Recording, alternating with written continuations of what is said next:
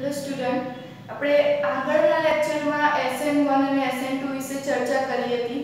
એની ક્રિયાશીલતા પ્રતિક્રિયા વિશે આપણે વાત કરી હતી કે પ્રતિક્રિયાત્મકતાનો ક્રમ SN1 અને SN2 બંનેમાં કેવો હોય છે, એકબીજાથી ઓપોઝિટ હોય છે.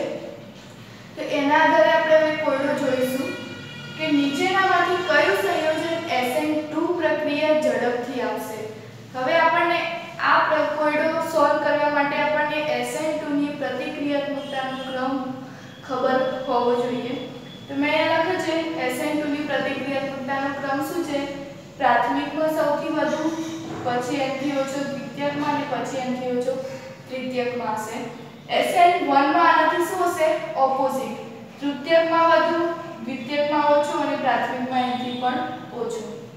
પણ આપણે અહીંયા ફક્ત SN2 ની જ વાત કરવાની છે.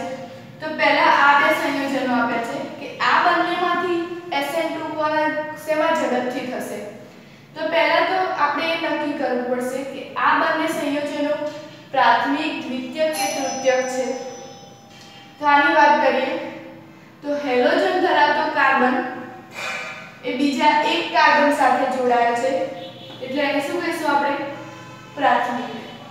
આમાં હેલોજન ધરાવતો કાર્બન બીજા બે કાર્બન સાથે જોડાય છે. જુઓ, આ હેલોજન ધરાવતો કાર્બન છે એ બીજા બે કાર્બન સાથે જોડાય છે. આ આલ્ફા કાર્બન કહીશું, આને શું કહીશું? Beta carbon. તો હેલોજન ધરાવતો કાર્બન બીજા બે કાર્બન સાથે જોડાયેલો હોવાથી એને શું કહીશું આપણે? દ્વિતીયક. આ પ્રાથમિક કહેવાય, આ દ્વિતીયક કહેવાય. હવે તમે કહી શકશો કે આ બંનેમાં SN2 શેમાં ઝડપથી થશે? તો પ્રાથમિકમાં સૌથી વધુ થશે. તો શેમાં થશે? પ્રાથમિકમાં. તો જવાબ આમાં શું આવશે? CH2Cl. ઓકે.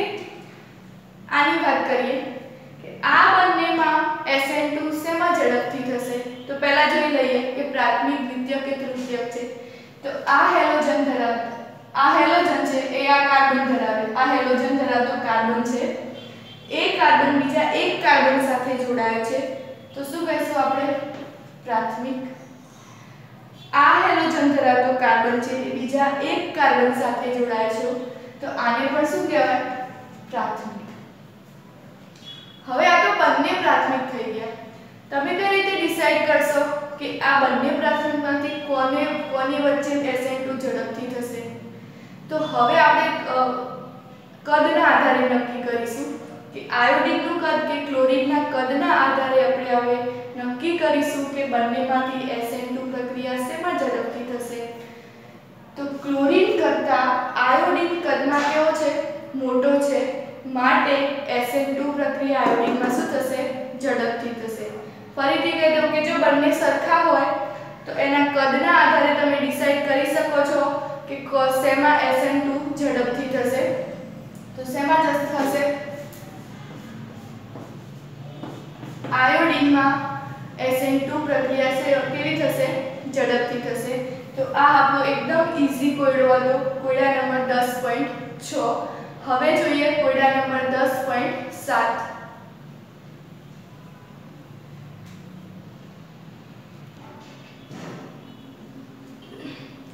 હવે જોઈએ કોયડા નંબર 10.7 કે નીચેના સંયોજનોમાં SN1 અને SN2 ની પ્રતિક્રિયાત્મકતાનો ક્રમ આપવાનો છે.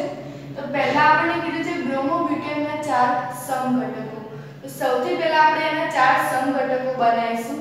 તો મેં પહેલો સમઘટક બનાવ્યો એક સિંગલ ચેનમાં, બરાબર. પછી શું કર્યું? આ બ્રોમિનને બીજા કાર્બન ઉપર જોડી દીધું, એટલે બીજો સમઘટક થઈ ગયો. ત્યારબાદ એક કાર્બન હું શું લાવી? નીચે લાવી અને આ ઉપરની ચેન હતી એમના એમ, અને ત્રીજો સમઘટક બનાવ્યો. બીજો કાર્બન પણ નીચે લાવી એટલે શાખા વધી ગઈ અને બ્રોમિન હતો એમના એમ. આ સમઘટકો બનાવતા મેં તમને આગળ પણ શીખવાડેલું છે. હવે 4 સમઘટકો બનાવી દીધા. હવે આપણે આને પ્રાથમિક, દ્વિતીયક અને તૃતીયકમાં વર્ગીકૃત કરીશું. તો પહેલો જોઈએ તો હેલોજન ધરાવતો કાર્બન એ બીજા એક કાર્બન સાથે જોડાય છે, માટે એને શું કહીશું? પ્રાથમિક. આ હેલોજન ધરાવતો કાર્બન બીજા એક અને બે કાર્બન સાથે જોડાય છે, એને શું કહીશું? દ્વિતીયક. આ હેલોજન ધરાવતો કાર્બન બીજા એક કાર્બન સાથે જોડાય છે માટે એને શું કહીશું પ્રાથમિક અને આ હેલોજન ધરાવતો કાર્બન બીજા 1 2 અને 3 કાર્બન સાથે જોડાય છે માટે એને શું કહીશું તૃતીયક આ તો નક્કી કરી દીધું એના સમઘટકો લખી દીધા એનું પ્રાથમિક દ્વિતીયક અને તૃતીયક ત્રણેયમાં શું કર્યું વર્ગીકરણ કર્યું પણ હવે એને પ્રતિક્રિયાત્મકતાનો ક્રમ આપવાનો છે તો જોઈએ કે SN1 માં સૌથી વધારે શેમાં હોય તૃતીયકમાં હોય પછી દ્વિતીયકમાં હોય અને પછી પ્રાથમિકમાં હોય તો આપણે જોઈશું હવે SN1 માટે આપીએ પ્રતિક્રિયાત્મકતાનો ક્રમ તો સૌથી પહેલા શેમાં આવશે તૃતીયકમાં તો D માં પછી દ્વિતીયકમાં એટલે કે B માં પછી હવે આપણી જોડે બે પ્રાથમિક છે તો અહીંયા શું કરીશું તો જોઈએ કે આ એક આલ્કેન ચેન વાળો પ્રાથમિક છે એક સરળ શૃંખલા વાળો અને આ જે પ્રાથમિક છે એ કેવો છે શાખા વાળો છે તો સૌથી વધુ પ્રતિક્રિયાત્મકતા આ બંનેમાં શાખા વાળા કાર્બનની હશે તો શું આવશે C અને પછી A આ કોના માટે થયો SN1 માટે SN2 માટે લખવું હોય તો આનાથી ઉલટું SN2 માટે શું લખીશું આપણે પ્રાથમિકમાં વધુ હોય તો શાખા વાળો કયો આ તો સૌથી પહેલા શું આવશે સોરી આ આવશે તો A પછી C પછી B અને લાસ્ટમાં D આ કયો પ્રતિક્રિયાત્મકતાનો ક્રમ થયો SN2 માટે અને આ SN1 માટે બીજું જોઈએ આપણી બુકમાં છે ને બહુ થિયોરિટિકલ આપેલું છે તમને સમજણ ઓછી પડશે જો તમે આ રીતે જોવા જશો તો વધારે ઈઝી તમે ડિસાઈડ કરી શકશો કે SN2 માં પ્રતિક્રિયાત્મકતાનો ક્રમ શું છે અને SN1 માં પ્રતિક્રિયાત્મકતાનો ક્રમ શું છે તો બ્રોમોબ્યુટેનની વાત કરીએ આપણે હવે આપણી બુકમાં એક્ઝામ્પલ આપેલા છે ચાર સમઘટકો આપેલા છે એના આધારે પણ આપણે એને નક્કી કરીશું તો આ હેલોજન ધરાવતો કાર્બન છે એ બીજા એક કાર્બન સાથે જોડાય છે માટે એને શું કહીશું પ્રાથમિક આપણી બુકમાં છે ને કૌંસમાં આપેલું છે મેં એને શું કર્યું છે શાખામાં લખી દીધું છે એટલે આપણને વધારે ખ્યાલ આવે આ હેલોજન ધરાવતો કાર્બન બીજા બે કાર્બન સાથે જોડાયેલો છે માટે એને શું કહીશું દ્વિતીયક આ હેલોજન ધરાવતો કાર્બન બીજા બે કાર્બન સાથે જોડાય છે માટે એને શું કહીશું દ્વિતીયક આ હેલોજન ધરાવતો કાર્બન બીજા ત્રણ કાર્બન સાથે જોડાયેલો છે માટે એને શું કહીશું તૃતીયક હવે આ બંનેમાં SN1 અને SN2 ની પ્રતિક્રિયાત્મકતાનો ક્રમ આપણે નક્કી કરીએ SN1 માં સૌથી પહેલા કોણ આવશે તૃતીયક તો કોણ છે તૃતીયક D વાળો તો D પછી દ્વિતીયક વાળો આવશે પણ દ્વિતીયક આપણી પાસે બે છે તો હવે શું કરશો જોઈએ કે આ કાર્બન પાસે શું છે બે બેન્ઝીન રિંગ છે અને આ દ્વિતીયક કાર્બન પાસે એક બેન્ઝીન રિંગ છે અને એક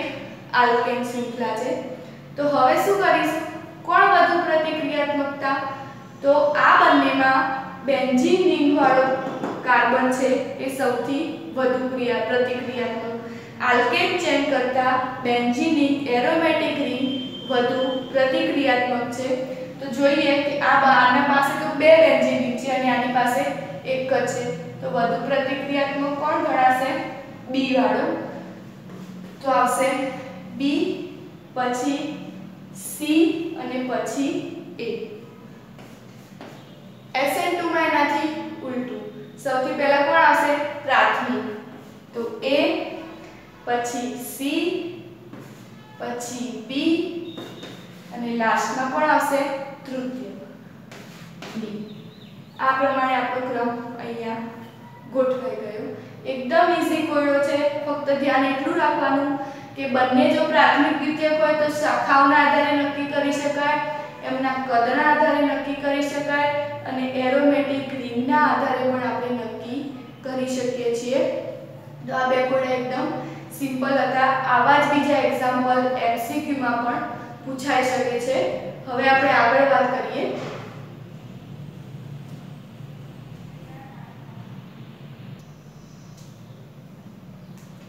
નેક્સ્ટ પોઈન્ટ જોઈએ આ પોઈન્ટ બહુ ઇમ્પોર્ટન્ટ છે આપણી માટે તો જોઈએ કે કેન્દ્રાનુરાગી વિસ્થાપન પ્રક્રિયાનો અવકાશ રસાયણ, તો એમાં આપણે 3 પોઈન્ટ ભણીએ આજે કે સમતલીય ધ્રુવીભૂત પ્રકાશ, પ્રકાશ સમઘટકતા અને કિરાલિટી.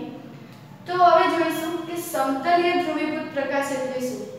તો આપણે જોઈએ છે કે સૂર્યનો પ્રકાશ હોય એ કોઈ એક જ દિશામાં નથી ગતિ કરતો, કે એ પ્રકાશના કિરણો છે ચારે કોર શું થયેલા છે, વિખરાયેલા હોય છે. એટલે કે આ સૂર્યના કિરણો શું છે, બધી બાજુથી આવતા હોય છે. એટલે કે કોઈ એની ફિક્સ દિશા નથી હોતી, કે સૂર્યના કિરણો અલગ અલગ દિશામાં શું કરતા હોય છે, ગતિ કરતા હોય છે. તો એને શું કહેવાય, અધ્રુવીય કિરણ કહેવાશે. શું કહેવાશે એને, અધ્રુવીય. એટલે મતલબ શું થયો કે અલગ અલગ કોઈ પણ દિશામાં એ ગતિ કરતા હોય.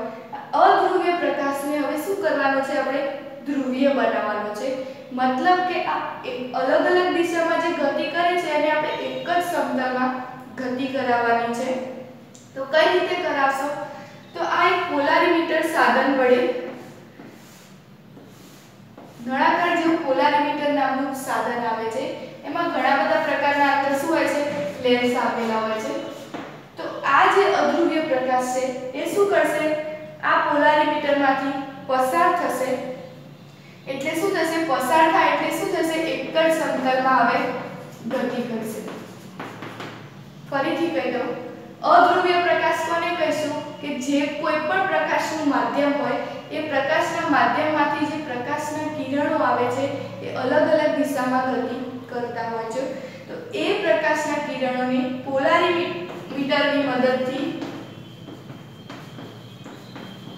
શું કરીશું, પસાર કરીશું. એટલે આ કિરણો શું થશે, એક જ દિશામાં ગતિ કરતા જોવા મળશે. તો તમે જોઈ શકો છો કે આ કિરણો એક જ સમતલમાં ગતિ કરે છે. તો આને શું કહીશું, સમતલીય ધ્રુવીભૂત પ્રકાશ. શું કહેવાય આને, સમતલીય ધ્રુવીભૂત પ્રકાશ. ધ્રુવીય પ્રકાશમાં તમે કહી શકો છો કે આ અધ્રુવીય હોય તો એક દિશામાં આવી જાય એટલે એને શું કહેવાય, ધ્રુવીય પ્રકાશ કહેવાય. અને એક જ સમતલમાં ગતિ કરે છે માટે એને શું કહીશું, સમતલીય ધ્રુવીભૂત પ્રકાશ. તો આપણે પહેલી ડેફિનેશન અહીંયા ક્લિયર થઈ ગઈ. હવે જોઈએ પ્રકાશીય સમઘટકતા, પ્રકાશ ક્રિયાશીલતા.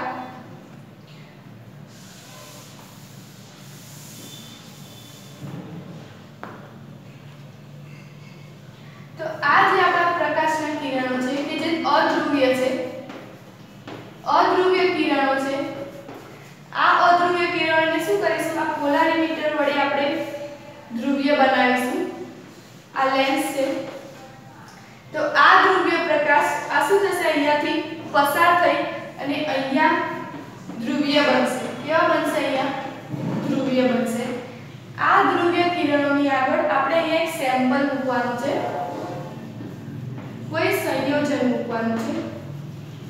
કોઈ સંયોજન એટલે કે કોઈ પણ કાર્બનિક સંયોજન હોય તમારે શું કરવાનું, ટેસ્ટ ટ્યુબમાં ભરી અને અહીંયા મૂકી દેવાનું. અને એના ઉપરથી આપણે નક્કી કરી શકીએ કે એ સંયોજન પ્રકાશ ક્રિયાશીલ છે કે પ્રકાશ અક્રિયાશીલ છે. એ કઈ રીતે ડિસાઈડ કરીશું એ હવે જોઈએ. કે આ ધ્રુવીયભૂત પ્રકાશ હતો એને પોલારીમીટર દ્વારા શું બનાવ્યો, ધ્રુવીય બનાવ્યો. અહીંયા સંયોજન મળેલું છે. હવે આ ધ્રુવીય પ્રકાશ 3 રીતે પોસિબલ છે. 3 રીતે ધ્રુવીય પ્રકાશની દિશા પોસિબલ છે. એક તો જો એ સીધો જશે, કાં તો એ જમણી બાજુ જશે અને કાં તો એ ડાબી બાજુ જશે. આ ધ્રુવીય પ્રકાશની દિશા 3 રીતે પોસિબલ છે. જો એ સીધો જાય તો એ પ્રકાશ કેવો કહેવાય, અક્રિયાશીલ કહેવાય. અને જો પ્રકાશ જમણી બાજુ જાય અથવા તો ડાબી બાજુ જાય તો એને શું કહેવાય, ક્રિયાશીલ કહેવાય. ફરીથી કહી દઉં છું કે આ અધ્રુવીય પ્રકાશને પહેલા તો ધ્રુવીય બનાવ્યો. એ ધ્રુવીય આગળ આપણે શું કર્યું, ટેસ્ટ ટ્યુબમાં સંયોજન મૂક્યું છે. એ સંયોજનમાંથી ધ્રુવીય પ્રકાશ 3 રીતે પોસિબલ થઈ શકે. એક તો જો એ સીધો જાય એટલે કે 0 ઉપર જાય. અહીંયા એક સ્કેલ મૂકેલી હોય છે. સ્કેલ મૂકેલી હોય છે, પ્રેક્ટિકલી કરવાનું હોય છે, થિયોરિટિકલ આમાં કોઈ જ માહિતી મળતી નથી. પ્રાયોગિક રીતે આપણે આને માપી શકીએ છીએ કે સંયોજન, આ જે સંયોજન છે એ પ્રકાશ ક્રિયાશીલ છે કે પ્રકાશ અક્રિયાશીલ છે.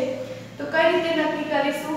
તો જો ધ્રુવીય પ્રકાશ સીધો જશે તો આ સંયોજન કેવું થશે? પ્રકાશ અક્રિયાશીલ. અને જો આ ધ્રુવીય પ્રકાશ ડાબી બાજુ અથવા તો જમણી બાજુ જાય તો એ કેવો કહેવાય? પ્રકાશ ક્રિયાશીલ કહેવાય. તો જમણી બાજુ કેવા જાય તો એને આપણે કહીશું દક્ષિણ ભ્રમણીય. જમણી બાજુ જાય તો એને શું કહીશું? દક્ષિણ ભ્રમણીય. અને ડાબી બાજુ જાય તો એને શું કહીશું? વામ ભ્રમણીય. દક્ષિણ બાજુ જાય તો એને આપણે પ્લસ વડે દર્શાવીશું અને ડાબી બાજુ જાય તો એને શું કરીશું? માઈનસ વડે દર્શાવીશું. દક્ષિણને આપણે લઈ કહીએ છીએ સ્મોલ ડી, ડેક્સ્ટ્રો તરીકે ઓળખવામાં આવે છે, અને વામ ભ્રમણીયને સ્મોલ એલ, લીવો વડે દર્શાવવામાં આવે છે. તો કોઈ પણ સંયોજન પ્રકાશ ક્રિયાશીલ છે કે અક્રિયાશીલ છે એ આ પ્રયોગથી આપણે નક્કી કરી શકીએ કે જો પ્રકાશ સીધો જાય એટલે કે 0 પર જાય તો એ કેવો કહેવાય? અક્રિયાશીલ. અને જો ડાબી કે જમણી બાજુ જાય તો એ કેવો કહેવાશે? પ્રકાશ ક્રિયાશીલ. જો જમણી બાજુ જાય તો એને દક્ષિણ ભ્રમણીય, ડેક્સ્ટ્રો અને પ્લસ સંજ્ઞા વડે દર્શાવવામાં આવે છે, અને જો ડાબી બાજુ જાય તો એને વામ ભ્રમણીય, લીવો અને માઈનસ સંજ્ઞા વડે દર્શાવવામાં આવે છે. બીજી પણ વસ્તુ કહેવાય, આપણી બુકમાં આપી છે કે જમણી બાજુ હોય તો ઘડિયાળના કાંટાની દિશામાં એટલે કે ક્લોકવાઇઝ, અને જો વામ ભ્રમણીય હોય તો એન્ટી ક્લોકવાઇઝ એટલે કે ઘડિયાળના કાંટાની વિરુદ્ધ દિશામાં. તો આ રીતે પ્રકાશની ક્રિયાશીલતા નક્કી કરી શકાય છે. હવે જોઈએ કિરાલિટી. કિરાલિટી દ્વારા પણ આપણે નક્કી કરી શકીએ છીએ કે પ્રકાશ ક્રિયાશીલ છે કે અક્રિયાશીલ છે. તો કિરાલિટી કોને કહેવાય? તો આ એક કાર્બન જેની સંયોજકતા આપણે જાણીએ છીએ કે 4 હોય. કોઈ પણ કાર્બનની સંયોજકતા કેટલી હોય છે? 4. હવે એવો કાર્બન કે જેની ચારે સંયોજકતા કેવી હોય? અલગ અલગ હોય. તો એવા કાર્બનને શું કહેવાય? Chiral carbon. હું આ રીતે લખું H Br CH3 Cl. તો તમે જોઈ શકો છો કે એ બંધ ચારે સંયોજકતા પૂરી થાય છે પણ કેવી રીતે અલગ અલગ થાય છે? એક હાઇડ્રોજનથી થાય છે, એક બ્રોમિનથી, એક ક્લોરીનથી, એક મિથાઇલથી. આ રીતે ચારે સંયોજકતા કેવી છે? એની અલગ અલગ જોવા મળે છે. તો આવા કાર્બનને શું કહીશું આપણે? Chiral carbon. શું કહેવાય? Chiral carbon. અને આવા ગુણધર્મને શું કહીશું? કિરાલિટી. ફરીથી કહી દઉં કે જે કાર્બનની ચારે સંયોજકતા જુદી જુદી હોય એવા કાર્બનને શું કહેવાય? Chiral carbon. અને આ ગુણધર્મને શું કહીશું? કિરાલિટી. હવે આ પણ એક કાર્બન જ છે, પણ તમે જોઈ શકો છો કે એના પાસે 3 હાઇડ્રોજન અને 1 કાર્બન છે, તો પણ 3 તો એની સેમ જ થઈ. આપણે શું કીધું કે ચારે ચાર જુદી હોવી જોઈએ. તો આ કેવો કહેવાશે? બિન કિરાલ. આ કેવો કાર્બન કહેવાશે? બિન કિરાલ કાર્બન કહેવાશે. મેં શું કીધું કે ચારે ચાર અલગ હોવી જોઈએ, તો એને શું કહેવાય? Chiral carbon. અને જો સરખી હોય, 3 સરખી છે અહીંયા અને એક જ અલગ છે, તો એને શું કહેવાય? બિન કિરાલ કાર્બન. હવે આપણે થોડા એક્ઝામ્પલ જોઈએ એના.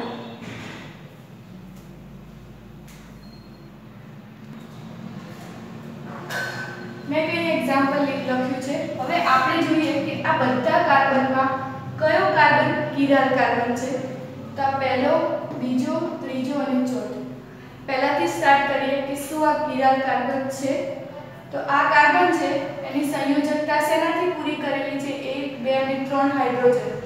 આપણે શું કીધું? ચારે ચાર અલગ હોવી જોઈએ, એટલે આ તો કેન્સલ. આ કિરાલ નથી. બીજો કાર્બન જોઈએ, એની સંયોજકતા શેનાથી પૂરી થઈ છે? તો 1 હાઇડ્રોજનથી, 1 બ્રોમિનથી, એક આ એક સંયોજન અને એક આ બીજું સંયોજન. તો C2 નંબરનો કાર્બન શું કહેવાય? કિરાલ કાર્બન તમે જોઈ શકો એની ચારે ચાર સંયોજકતા કેવી છે અલગ અલગ છે તો એને કિરાલ કાર્બન કહેવાય ત્રીજો જોઈએ તો આ કાર્બન એની સંયોજકતા શેનાથી ભરાયેલી છે તો એક આ બીજી આ ત્રીજો હાઇડ્રોજન અને ચોથો પણ હાઇડ્રોજન તો શું આ કિરાલ કાર્બન છે બે તો હાઇડ્રોજન છે એની પાસે તો કિરાલ કાર્બન ના કહેવાય ચોથો જોઈએ ત્રણે ત્રણ હાઇડ્રોજન છે અને એક આખી શૃંખલા છે તો આ પણ કિરાલ કાર્બન કહેવાશે નહીં આપણે શું વાત થઈ કે જો કાર્બનની ચારે ચાર સંયોજકતા અલગ અલગ હોય તો એવાને શું કહેવાય કે એવા કાર્બનને શું કહેવાય કિરાલ કાર્બન તો C2 નંબરનો કાર્બન શું કહેવાશે કિરાલ કાર્બન બીજી વસ્તુ અહીંયા નોટ કરવાની છે કે જો કોઈ સંયોજનમાં એક કિરાલ કાર્બન પણ મળે તો એવા સંયોજનને શું કહેવાય પ્રકાશ ક્રિયાશીલ સંયોજન કહેવાય કે આ એક સંયોજન છે આપણી જોડે એ સંયોજનમાં આપણને એક કિરાલ કાર્બન મળ્યો ઓછામાં ઓછો એક કિરાલ કાર્બન પણ મળે તો એવા સંયોજનને શું કહેવાય પ્રકાશ ક્રિયાશીલ સંયોજન કહેવાય હવે બીજી વસ્તુ કરી કે કિરાલિટી પ્રમાણે તો આપણે જોઈ લીધું હવે અકિરાલ અને કિરાલ એની મદદથી આપણે પ્રકાશ ક્રિયાશીલ છે કે અક્રિયાશીલ છે એ નક્કી કરીએ તો આ એક એ લીધો એની વચ્ચે મેં શું મૂક્યું અરીસો મૂક્યો તો એનું પ્રતિબિંબ એવું ને એવું આપણને શું મળ્યું સામે મળ્યું એના જેવું ને જેવું જ ઓનું પણ કેવું મળ્યું એના જેવું જ એમનું પણ એના જેવું જ મળ્યું હવે જોઈએ કે આ એને એના ઉપર આપણે આમના આમ મૂકી દઈએ તો સેમ એવી જ ફિગર મળશે આપણને કે આ મારો હાથ છે એનું પ્રતિબિંબ જો મને આ રીતે જ મળે આવું જ મળે એટલે કે એકબીજા ઉપર અધ્યારોપિત થઈ શકતા હોય તો એવા પ્રકાશને શું કહીશું અક્રિયાશીલ અને અકિરાલ કાર્બન કે આ તમે જોઈ શકો છો કે એને ઉઠાઈને આમના મૂકો તો આમના એવું ને એવું અધ્યારોપિત પ્રતિબિંબ મળશે તેને શું કહેવાય અક્રિયાશીલ અને અકિરાલ અહીંયા જુઓ અહીંયા પણ અરીસો મૂકેલો છે પણ આનું પ્રતિબિંબ કેવું મળ્યું આનાથી ઉલટું મળ્યું C નું પણ આનાથી ઉલટું મળ્યું P નું પણ એનાથી ઉલટું મળ્યું હવે જો હું P ને આમના એના ઉપર મૂકું તો એકબીજા ઉપર અધ્યારોપિત થશે આ મારો હાથ છે હું એને આ રીતે આમના આમ મૂકું પ્રતિબિંબ તો શું થશે એકબીજા ઉપર અધ્યારોપિત થતા નથી તો એવા કાર્બનને શું કહેવાય ક્રિયાશીલ પ્રકાશ ક્રિયાશીલ અને કિરાલ કાર્બન કહેવાય છે ફરીથી કહી દઉં કે જે સંયોજનો એકબીજા ઉપર અધ્યારોપિત થાય તેવાને શું કહેવાય અક્રિયાશીલ પ્રકાશ અક્રિયાશીલ અને અકિરાલ બીજું કે જે સંયોજનો એકબીજા ઉપર અધ્યારોપિત થતા નથી એને શું કહેવાય પ્રકાશ ક્રિયાશીલ અને કિરાલ કાર્બન આની આટલે સુધી વાત કરીશું આપણે આપણી બુકમાં એક એક્ઝામ્પલ આપ્યું છે એ આપણે હવે નેક્સ્ટ લેક્ચરમાં ચલાવીશું કોઈ પણ પ્રોબ્લેમ હોય તો તમે મને પર્સનલી પૂછી શકો છો તો આજનું લેક્ચર આપણે આટલે સુધી રાખીએ થેન્ક યુ